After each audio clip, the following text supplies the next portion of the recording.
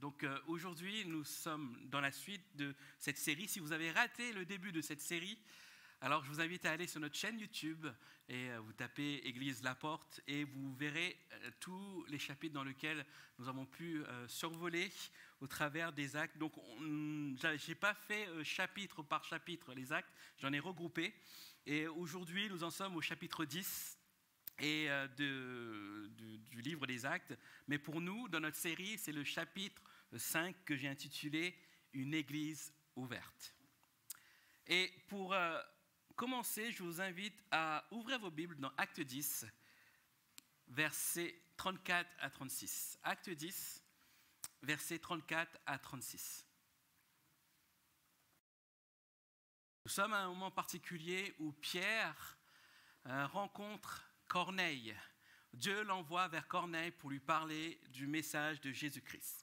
Et alors qu'il rencontre Corneille et qu'il voit que les cœurs sont ouverts, Pierre dit ceci, il ouvre la bouche, il dit « En vérité, je reconnais que Dieu ne fait exception de personne, mais qu'en toute nation, celui qui le craint et qui pratique la justice lui est agréable.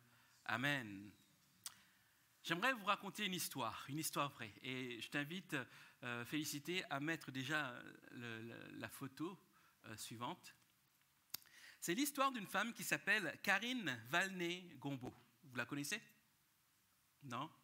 Elle n'est pas connue, ce n'est pas une chanteuse, ce n'est pas une actrice, c'est une Française. Donc vous connaissez avec le nom, ce n'est pas non plus une Suédoise. Donc elle s'appelle Karine Valnet-Gombault. Et c'est une Française qui était à New York pour des vacances, son séjour à New York. Et elle va dans une pizzeria où elle mange, elle déjeune. Et comme beaucoup de femmes, elles n'arrivent pas à finir leur repas. Et du coup, qu'est-ce qu'elles font? Elles font un doggy bag du reste.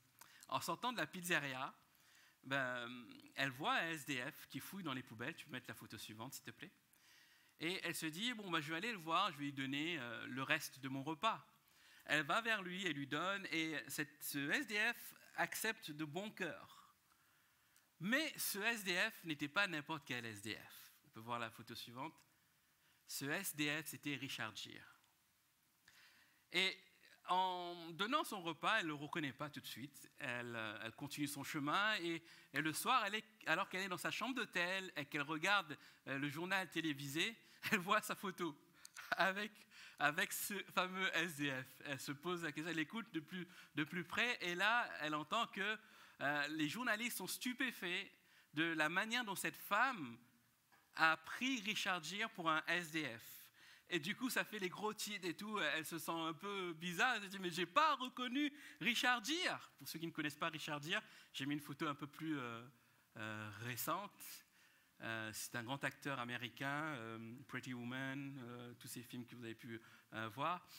Et du coup, cette femme ne reconnaît pas Richard Gere. Pour elle, en voyant cet homme, c'était un SDF qui était dans le besoin. Et avec son cœur, elle se dit, je vais l'aider. Mais j'aimerais vous poser cette question ce matin. Si elle avait reconnu Richard Gere, même dans ses habits, est-ce qu'elle aurait agi de la même manière? Je ne pense pas.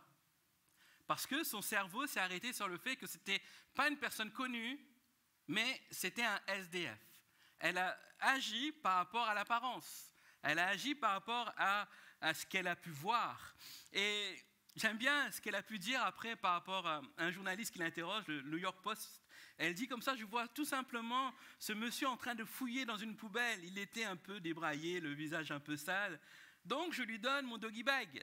Je lui dis, ce sont des restes de pizza, mais s'il a faim, je lui donne bien volontiers. Et il me dit, merci beaucoup, Dieu vous bénisse. Et elle expliquait aussi, je ne l'ai pas mis, mais elle expliquait avec son franglais, qu'elle disait, it's a peu cold, mais you can eat. Vous savez, c'est un peu froid, mais vous pouvez manger. Bon. Elle était un peu, elle n'était pas vraiment fluide dans son anglais, mais elle avait un bon cœur. Et du coup, à cause de son apparence, elle agit de cette manière. Mais est-ce qu'il doit en être de même pour nous, Église de Dieu? Est-ce que nous aussi, nous devons agir selon l'apparence de quelqu'un? Non. D'ailleurs, c'est l'expérience qu'a vécue Pierre à ce moment-là. Pierre fait face à Corneille. Donc pour ceux qui ne connaissent pas Corneille le chanteur, c'est Corneille. Corneille, c'est un païen à l'époque. Ce n'était pas un juif. Et les juifs ne fréquentaient pas les païens. Et Corneille devait changer de mentalité pour pouvoir aller vers Corneille. Et en tant qu'Église, nous sommes appelés à être une Église ouverte. Non pas ouverte par la porte qui se trouve là à l'entrée, mais une Église ouverte par rapport à notre façon de voir les choses, à notre façon de vivre les choses. Si nous voulons être une Église qui ne soit pas seulement en parole, mais en acte, nous devons accepter de changer. Ma question ce matin, est-ce que vous êtes prêts à changer? Est-ce que vous êtes prêts à changer pour rentrer dans la mission que Jésus nous appelle à vivre? Et le texte que nous avons lu en introduction, il y a pas mal de versions et la version Semeur dit ceci: Dieu ne fait pas de différence entre les hommes. La version Martin dit: Dieu n'a point d'égard à l'apparence des personnes. Mais malheureusement, dans l'Église, nous subissons quelquefois des différences silencieuses. Qu'est-ce qu'une différence silencieuse? Une différence silencieuse, c'est on admet qu'on n'arrive pas à accepter telle différence, mais on ne crie pas sur tous les toits. Ce n'est pas dit ouvertement, mais c'est l'ambiance qui fait qu'on sent des différences. Ça arrive quelquefois lorsque nous sommes dans des communautés, des églises communautaires. De la même manière, si on rentre dans une église communautaire qu'il n'y a que des Noirs ou que des Chinois, ben si on est noir ou si on est blanc, qu'on arrive et qu'on voit qu'on est le seul parmi tant d'autres, on se sent différent, n'est-ce pas? Mais pourtant, les gens ne disent pas interdit aux blancs, interdit aux noirs, interdit aux chinois, mais on se sent mal. C'est une différence silencieuse. Et quelquefois, les différences silencieuses peuvent être aussi d'autres manières. Des fois, il y a dans des églises des différences de classe sociale. Une majorité de personnes qui ont les moyens, alors que d'autres moins. Et du coup, on se sent diminué par rapport à ça. Des fois, il y a des différences d'ordre au niveau intellectuel. Des fois, des églises où il y a des personnes qui sont beaucoup dans des études supérieures, dans des travails vraiment de haute fonction. Et vient des personnes qui peut-être n'ont jamais fait d'études et se sentent inférieures parce qu'ils entendent ces personnes prier, utiliser des mots qu'eux n'arrivent même pas à utiliser parce qu'ils ne comprennent pas. C'est des différences. Des différences qui, derrière, nous empêchent de vivre la mission que Jésus nous a confiée. Jésus nous appelle à être une église, non pas qui prône les différences, mais une église qui accepte l'autre tel qu'il est. Et qui l'emmène où? L'emmène à Christ. D'ailleurs, Jésus a fait cette prière pour ses disciples. On peut trouver cette prière dans Jean 17, 21, où il dit que tous soient un comme toi, Père. Tu es un en moi et que je suis en toi, afin qu'eux aussi soient un en nous, pour que le monde croie que tu m'as envoyé. Le désir de Jésus, c'est pas qu'il y ait de différence de couleur de peau, de social, etc., mais que nous tous, nous soyons un en lui. C'est ce que nous voulons vivre. Et c'est ce que nous voulons vivre ici à l'église évangélique La Porte. Peut-être, ça fait des semaines que vous ne venez pas, vous dites, mais ça a changé de nom. Allez voir dans nos messages sur YouTube, il y a toute une dimension de vision. Pourquoi maintenant nous nous appelons Église La Porte. Et donc Paul aussi met une couche aussi par rapport à cette notion d'unité. Paul dans Galates chapitre 3, verset 28 dit ceci: il n'y a plus ni juif ni grec, il n'y a plus ni esclave ni libre. Il va encore plus loin, il n'y a plus ni homme ni femme. Vous êtes tous un en Jésus-Christ. Amen. Et donc, c'est ce que va vivre un peu Pierre à ce moment-là. Il va vivre un changement complet de mentalité pour pouvoir rentrer dans la mission de Jésus-Christ. Et l'acte 10 relate cette histoire de Pierre et de cette rencontre avec Corneille. Et dans ce chapitre, le Seigneur va complètement bousculer les raisonnements de Pierre en l'envoyant chez Corneille. Et Dieu nous appelle ce matin à être bousculés dans nos consciences, bousculés dans nos raisonnements. Comment a-t-il vécu ce changement? Comment a-t-il vécu ce changement par lequel Dieu a opéré pour le faire rentrer pleinement dans la mission? C'est ce qu'on va voir ce matin. Et j'aimerais que vous puissiez le voir avec moi au travers de l'enseignement qu'on peut tirer dans la vie de Pierre. Le premier enseignement qu'on peut tirer, c'est que Pierre, à un moment donné, il a écouté Dieu. Dieu lui a parlé. Vous êtes d'accord avec moi? Alors que Pierre, il est en haut de cette maison, il voit une vision d'une nappe, et là, Dieu commence à lui parler. Qu'est-ce que Dieu lui dit? Va, tue et mange. Tue quoi? Des animaux impurs. Inconcevable pour Pierre. Inconcevable. Mais Dieu va lui parler. Et ce qu'on peut voir, c'est que par 2 fois dans Acte 10, Dieu va parler de cette manière. Première fois dans Acte 9, lorsque Dieu parle à Ananias. Il lui dit comme ça, va chez un tel, il y a quelqu'un que tu dois voir, c'est Saul. Et que dit Ananias? Seigneur, tu sais, tu es au courant que Saul, il était parmi ceux qui ont tué Étienne. Tu es au courant, Seigneur. Sa réputation le précède. Et Dieu lui dit, va. La même manière pour Pierre, tue et mange. Et il lui dit d'aller vers les païens. Et j'imagine Pierre qui peut dire au Seigneur, mais Seigneur, c'est un païen. Ça fait des siècles qu'on nous enseigne qu'il ne faut pas se mélanger avec les païens. Tu nous dis d'y aller? Mais Dieu lui dit, va. Donc tout commence par une parole de Dieu. Tout commence par une révélation de Dieu. Et si nous aussi, nous voulons vivre ce changement, si nous voulons aussi être une église ouverte, nous devons aussi nous attendre à cette parole de Dieu. Parce que dans la mission, dans la vision dans laquelle le Seigneur nous a donné, c'est aussi d'implanter dans notre région. Et si nous voulons implanter, nous ne devons pas implanter de n'importe quelle manière. Nous devons avoir la stratégie de Dieu. Nous devons avoir le plan de Dieu. Et pour avoir le plan de Dieu, nous devons être à son écoute. Vous êtes d'accord avec moi?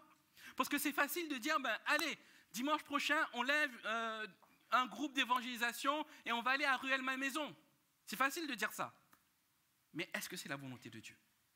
Est-ce que c'est le plan de Dieu? Est-ce que c'est la stratégie de Dieu pour nous d'implanter? Peut-être. Mais pour être sûr, il faut le consulter. Il faut s'attendre à cette parole. Et si derrière on s'attend à cette parole, si on écoute Dieu, alors nous serons dans sa stratégie à lui. Nous serons dans son plan. Et si nous sommes dans sa stratégie, dans son plan, rien ne pourra nous arrêter. Amen. Malgré les difficultés, malgré les murs qui s'élèveraient devant nous, on saura que nous sommes dans le plan de Dieu. Et c'est là que Dieu fera son œuvre. Donc tout d'abord, Pierre a dû écouter Dieu. Et ça, c'est le premier enseignement que nous devons avoir. Écouter Dieu. Ensuite, il ne suffit pas d'écouter Dieu. Il faut lui obéir aussi, n'est-ce pas? Et si nous voulons aussi être cette église ouverte, nous devons obéir à Dieu, mais obéir à Dieu plutôt qu'à nos cultures. Ah, on peut toucher un point sensible là. Souvent, certaines personnes placent les Écritures au même niveau que la culture. Ça veut dire que la portée de la culture est tellement forte dans la vie de la personne que si on enlève la culture, c'est comme si on enlevait la parole de Dieu. Alors que Dieu nous demande d'élever la parole de Dieu, les Écritures, au-dessus de la culture. Comprenez? Et pour Pierre, c'était important pour lui de passer au-delà de la culture pour obéir aux Écritures, obéir à la parole de Dieu. Et c'est ce qu'il va faire, ce qu'il va reconnaître dans Acte 10, versets 34-36, où il dit « Je reconnais que tu ne fais pas de différence, Seigneur, en celui qui te craint et qui pratique la justice. » En écoutant ça, je me suis dit, mais on dirait que Pierre a une révélation.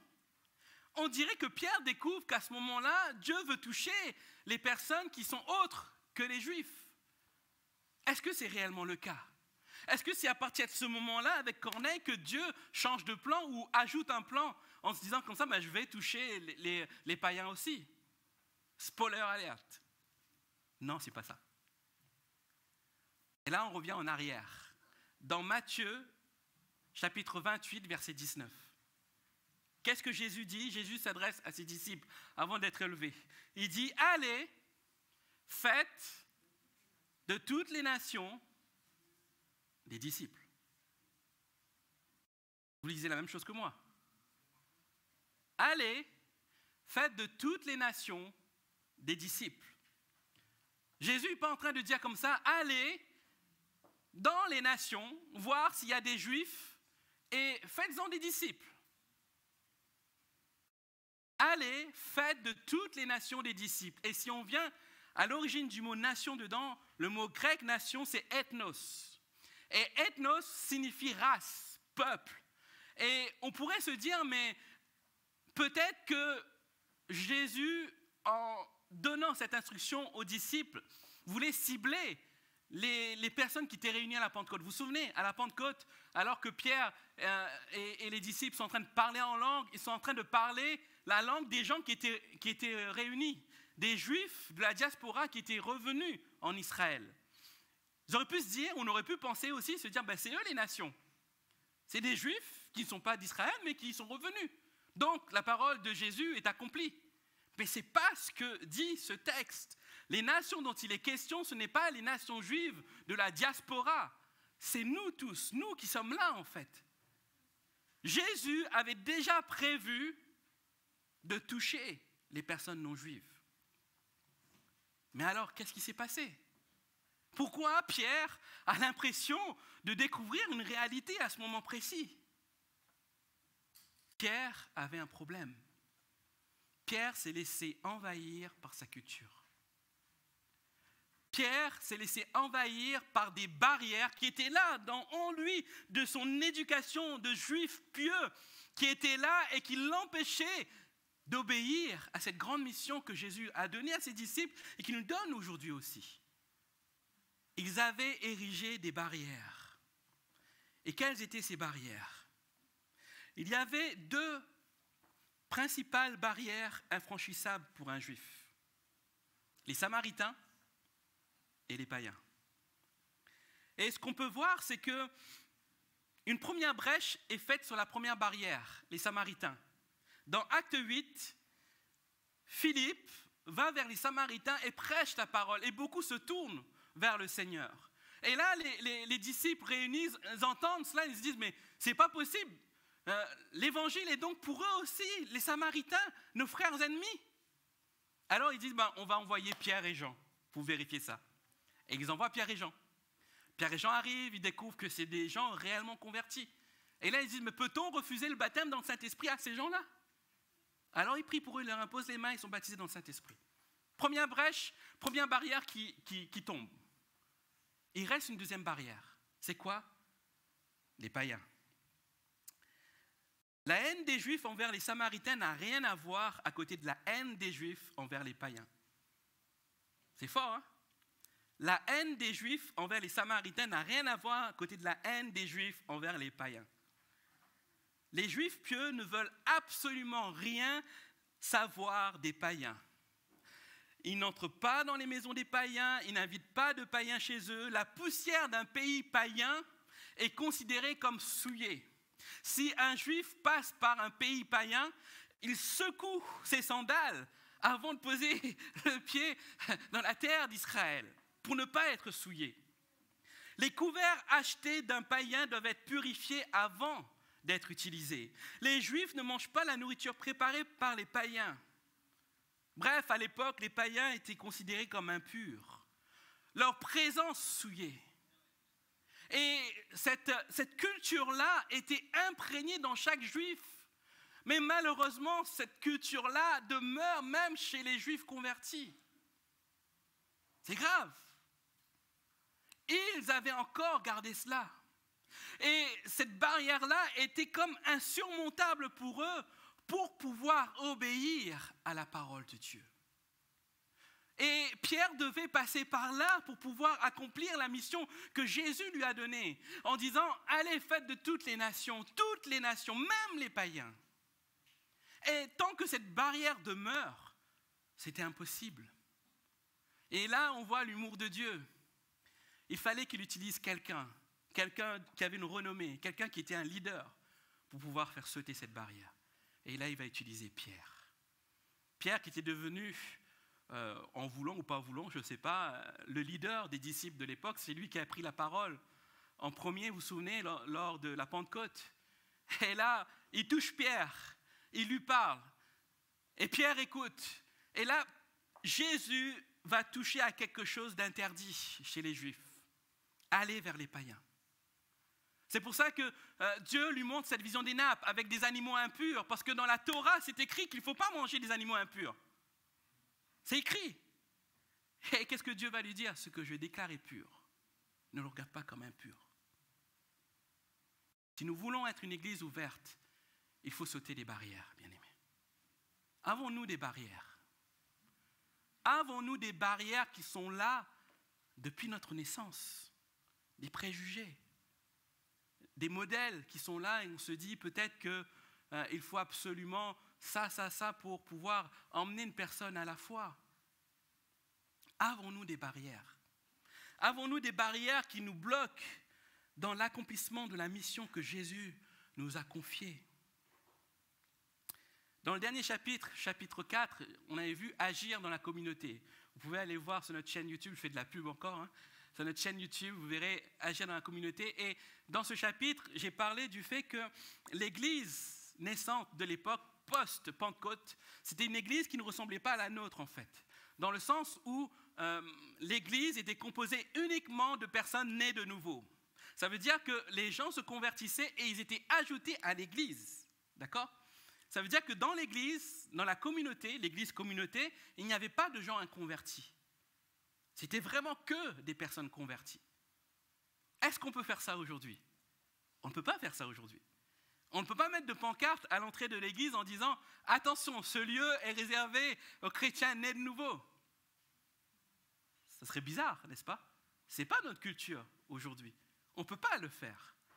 Mais pour autant, Dieu nous demande quand même de lui obéir, d'avoir une ouverture de cœur, une ouverture d'esprit.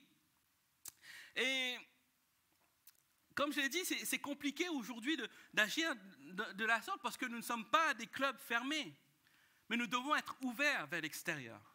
Ce qui fait que dans nos assemblées peuvent arriver des païens, peuvent arriver des personnes qui souhaitent être au contact de l'évangile. Peut-être païen vous choque ce matin, s'il y a des personnes qui sont nouvelles, je ne vous traite pas de païen, d'accord? C'est juste pour dire que vous n'êtes pas, on va vous appeler gentil, comme Paul disait. Et c'est des personnes qui ne connaissent pas le Seigneur. Et il y a peut-être des gens comme cela dans notre église aujourd'hui. Mais ce qui est important pour nous, ce n'est pas de les accueillir en disant comme ça, c'est bien, tu es un gentil, je te caresse dans le sens du poil, reste là. Mais c'est de l'emmener vers Christ. Et ce travail, ce n'est pas réservé aux pasteurs. Certaines fois, on se dit, mais je vais inviter quelqu'un au culte et puis le pasteur fera le reste. Des fois, on tend des guet-apens à des personnes. On ne dit pas exactement ce qui va se passer.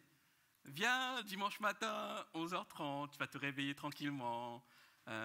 Les gens sont gentils, tu verras. Une bonne ambiance, une bonne musique. Viens, tu verras. Et quand les gens ils arrivent là, c'est un guet-apens en fait. Ils se sentent piégés.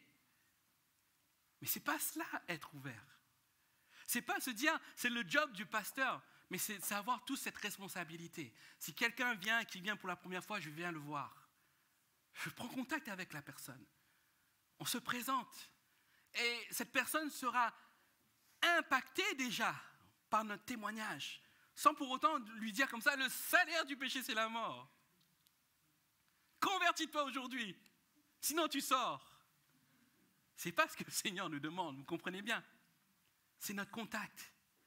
Et je ne sais pas si vous avez vu l'actualité avec ce réveil à Asbury aux États-Unis. Et ce que j'aime bien dans les commentaires, ce que j'ai pu voir, c'est que ça a commencé dans un culte. Il n'y avait pas un prédicateur influent, connu des extrémités des réseaux sociaux. Il n'y avait pas de musiciens, de groupes connus des extrémités des réseaux sociaux. C'était juste des étudiants qui étaient là, qui avaient soif de la présence de Dieu, dans une simplicité. Et Dieu se laissait trouver par eux. Et ce qui est formidable, c'est que plus de 50 000 personnes ont été au contact de ce culte-là.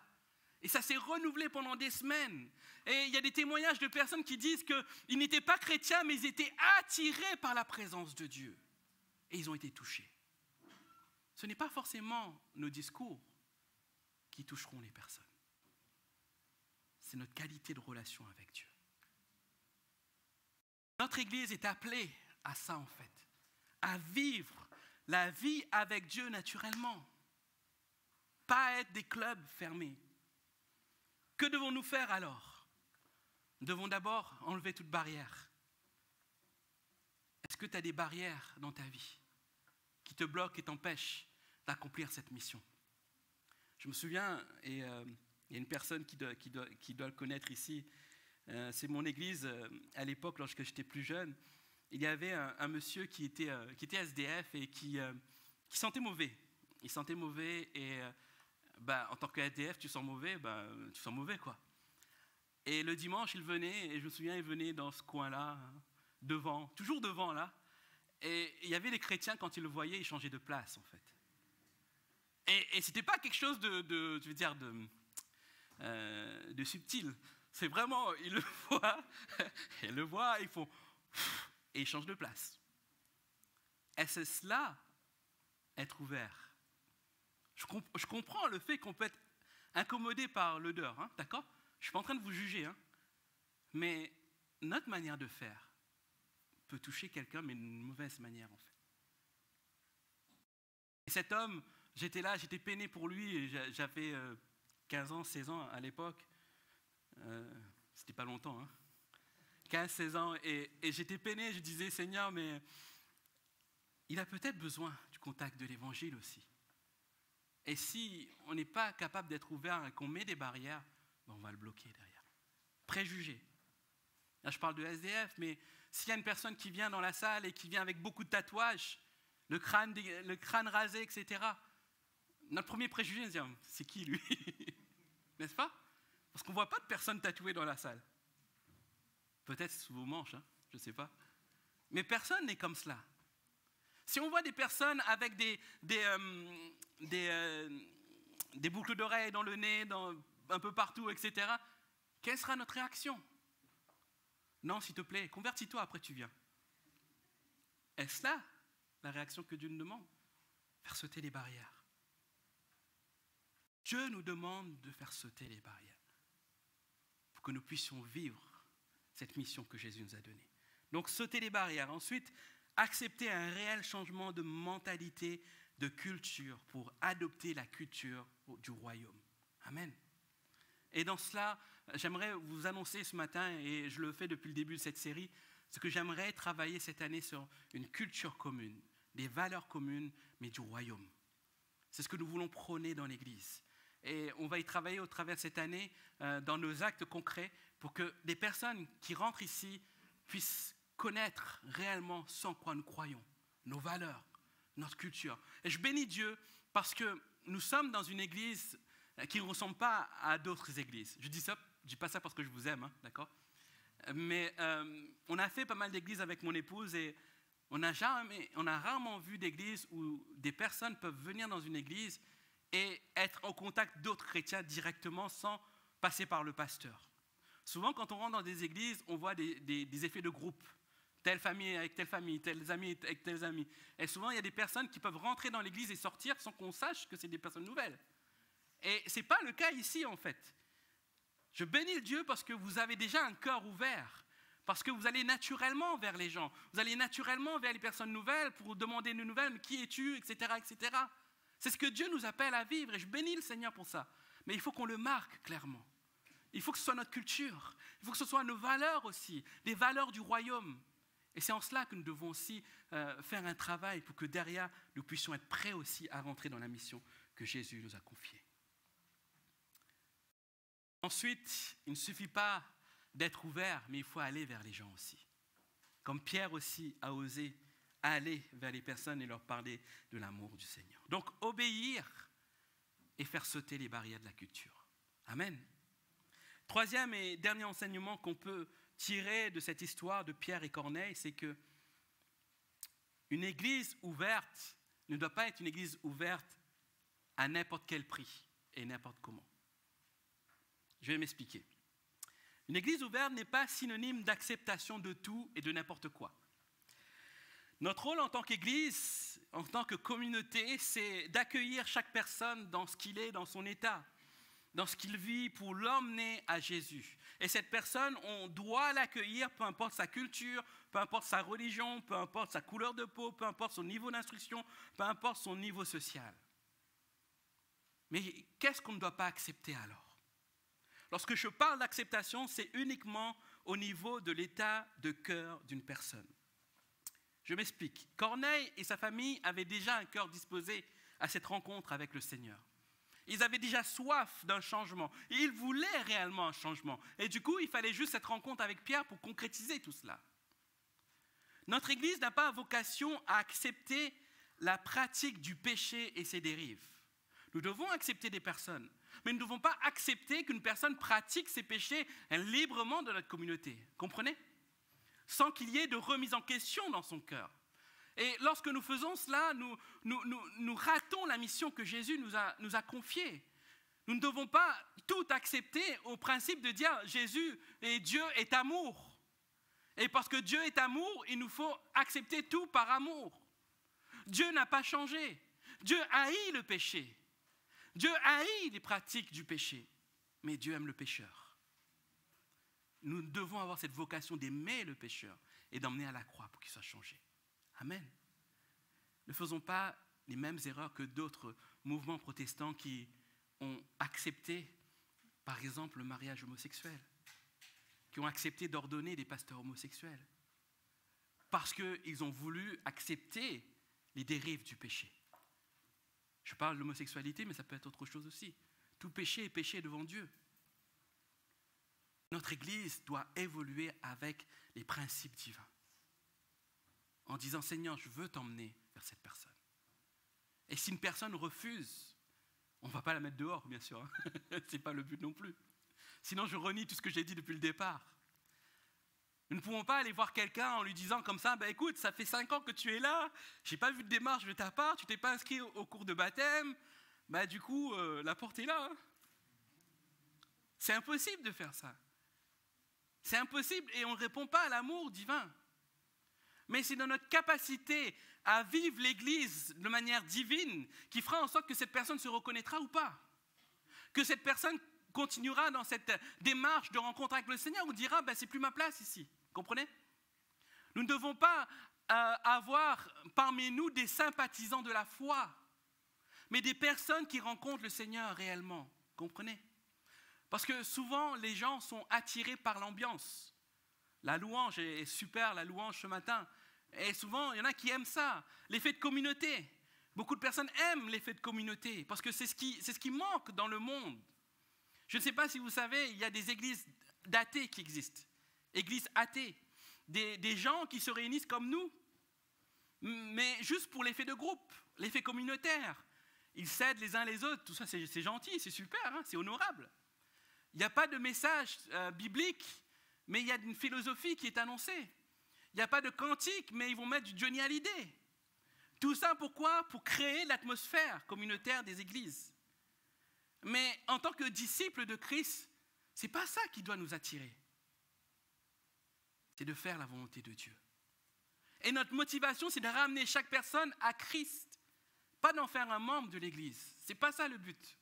C'est de l'emmener à Christ. C'est comme si on aime bien aller dans la salle d'attente d'un docteur parce qu'on aime bien l'ambiance. On aime bien les magazines qui sont disposés, même s'il n'y a même plus de magazines avec la Covid.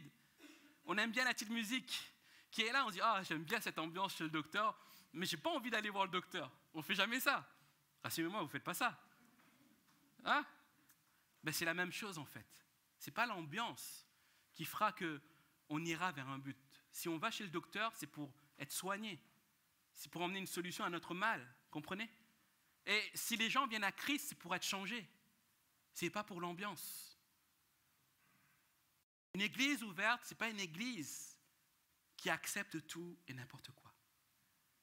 Qui n'accepte pas le péché, qui n'accepte pas la pratique du péché, mais qui emmène chaque personne à Christ. C'est notre rôle, c'est notre défi, bien-aimés. Et nous devons avoir conscience de cela. Et comme j'ai dit tout à l'heure, ce n'est pas seulement le travail du pasteur, mais c'est le travail de tous. Et quand je parlais de changement tout à l'heure, je ne donne pas de durée, parce qu'il ne faut pas se dire comme ça, il faut qu'en 1 an, quelqu'un soit changé. On a tous des parcours différents, des cheminements de vie différents.